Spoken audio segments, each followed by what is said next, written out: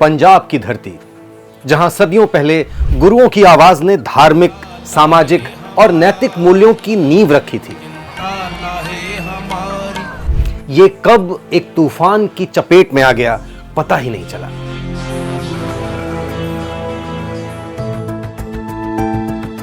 यह कहानी है एक संघर्ष की, जो पहचान, धर्म और सियासत के धागों से बुनी गई थी। खालिस्तान आंदोलन, जो वक्त के साथ एक अलग ही तरह की जंग में तब्दील हो गई। सिख धर्म का यूं तो उदय 15वीं शताब्दी में गुरु नानक देव जी की शिक्षाओं से हुआ, जो जाति धर्म की बेड़ियों से परे एक मानवतावादी समाज की कल्पना करते थे। बाद में मुगल शासन के दौरान सिख गुरुओं और समुदाय पर अत्याचार के कारण उनमें अपनी स्वतंत्र पहचान और आत्मरक्षा की भावना पनपने लगी। गुरु गोविंद सिंह जी ने 1699 में खालसा पंथ की स्थापना की, जिसने सिखों को आत्मसम्मान और वीरता की एक नई परिभाषा दी।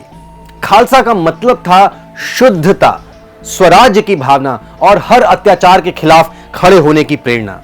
लेकिन सिखों का यह गौरवशाली इतिहास जल्द ही संघर्ष की राह पर चल पड़ा, जब 1849 में अंग्रेजों ने पंजाब पर कब्जा कर लिया।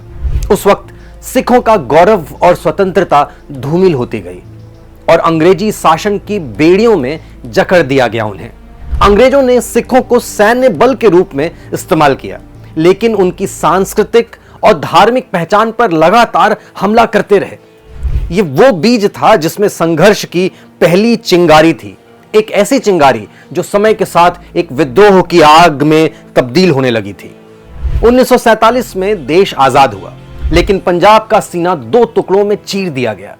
लाखों लोग विस्थापित हुए, खून की नदियां बहीं, हजारों सिख, मुसलमानों और हिंदुओं को अपने घरों से भागना पड़ा। इस त्रासदी ने पंजाब के लोगों के दिलों में गहरे जख्म छोड़ दिए। सिखों का यह मानना था कि उनके साथ अन्याय हुआ है, क्योंकि वे न तो हिंदू हैं और ना ही मुस्लिम, और उनकी धार्मिक और सांस्कृतिक पहचान खतरे में पड़ गई है। विभाजन के बाद की राजनीति में सिख नेताओं की मांग थी कि उन्हें पंजाब के रूप में एक अलग राज्य दिया जाए, जहां सिखों का बहुमत हो। खैर, धीरे धीरे नए पंजाब में जीवन पटरी पर लौटा, लेकिन कुछ असंतोष की चिंगारियां अभी भी सुलग रही थी। साल था 1973, जब सिख नेताओं ने आनंदपुर साहिब में एक प्रस्ताव पास किया, जिसे प्रचलित तौर पर आनंदपुर साहिब रिजोल्यूशन के रूप में जाना जाता है। इसमें सिखों के लिए स्वायत्तता और पंजाब के लिए अधिक अधिकारों की मांग की गई थी। इस प्रस्ताव में पंजाब को एक स्वायत्त राज्य के रूप में स्वीकारने तथा केंद्र की विदेश मामलों, मुद्रा, रक्षा और संचार सहित केवल 5 दायित्व अपने पास रखते हुए बाकी के सभी अधिकार राज्य को देने संबंधी बात कही गई थी। लेकिन इस प्रस्ताव को भारत सरकार ने देश हित के खिलाफ माना और इसे मना कर दिया गया। यह संघर्ष अब केवल राजनीतिक नहीं रहा, यह पहचान और आत्मसम्मान की लड़ाई में बदल गया था। धीरे धीरे यह आंदोलन धार्मिक और सांस्कृतिक मांगों से आगे बढ़कर अलगाव की मांग तक जा पहुंचा।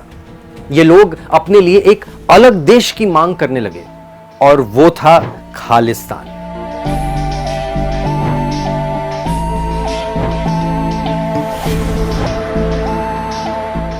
उन्नीस 1970 के दशक में जरनैल सिंह भिंडरेवाला का उदय हुआ, जो इस आंदोलन का सबसे प्रभावशाली नेता बना। भिंडरेवाले ने सिखों के आत्मसम्मान की रक्षा करने की बात कही, लेकिन उनके भाषणों में एक नए खालिस्तान की मांग भी छिपी थी। इन्होंने पंजाब में सिख युवाओं के बीच जबरदस्त समर्थन हासिल किया, और धीरे धीरे यह आंदोलन हिंसक भी होने लगा। सिखों का सबसे पवित्र स्थान स्वर्ण मंदिर अब आंदोलन का गढ़ बन चुका था। भिंडरेवाले और उनके समर्थक स्वर्ण मंदिर में जमा हो गए और इसे अपनी ताकत का केंद्र बना लिया।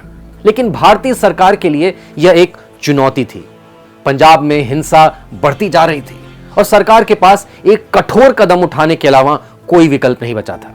इसी मोड़ पर सरकार को चलाना पड़ा ऑपरेशन ब्लू स्टार।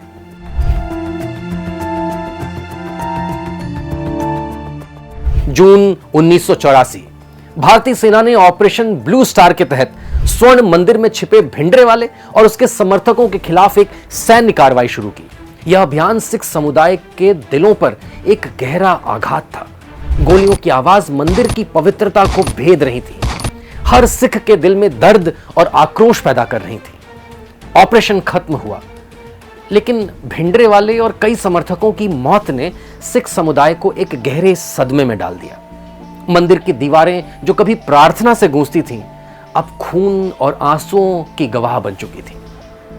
परिणाम यह हुआ कि ऑपरेशन ब्लू स्टार के कुछ ही महीनों बाद 31 अक्टूबर 1984 को प्रधानमंत्री इंदिरा गांधी की उनके सिख अंगरक्षकों ने हत्या कर दी। यह घटना भारतीय राजनीति में भूकंप की तरह थी। इस हत्या के बाद देश भर में सिख विरोधी दंगे भड़क उठे। दिल्ली और अन्य शहरों में हजारों निर्दोष सिखों की निर्मम हत्या की गई। इस हिंसा ने सिखों के दिलों में भय और आक्रोश को और भी गहरा कर दिया। यहां से खालिस्तान आंदोलन एक और मोड़ पर पहुंच गया। सिखों के भीतर आक्रोश और असुरक्षा की भावना भड़क उठी और देश भर में सिखों के साथ हुए अन्याय ने उनके दिलों में प्रतिशोध की भावना को जन्म दिया। इसका खामियाजा यह हुआ कि 1980 और 1990 के दशक में खालिस्तान समर्थकों ने कई हिंसक घटनाओं को अंजाम दिया, लेकिन धीरे धीरे सरकार की सख्त कार्रवाइयों, सिख समुदाय के भीतर मतभेद और हिंसा से मोह भंग ने आंदोलन को कमजोर कर दिया। खालिस्तान का सपना धुंधला होता चला गया, लेकिन इसका प्रभाव आज भी सिख समाज पर बना हुआ है। आगे चलकर इस आंदोलन का केंद्र भारत से बाहर विदेशी धरती पर बसे कुछ देशों में हो गया। विदेशों में बसे कुछ सिख संगठनों द्वारा खालिस्तान की मांग आज भी उठाई जाती है। खासकर से कनाडा, ब्रिटेन और अमेरिका में खालिस्तान समर्थक समूह अक्सर खालिस्तान की मांग उठाते रहते हैं, जिससे भारत के साथ इन देशों के संबंधों में तनाव भी पैदा होता है। हाल ही में अभी हरदीप सिंह निज्जर की हत्या के बाद भी कनाडा और भारत के बीच आपने कूटनीतिक तनाव बढ़ते हुए देखे होंगे, लेकिन भारतीय सिख समाज ने इस हिंसा और अलगाव से खुद को दूर कर लिया है।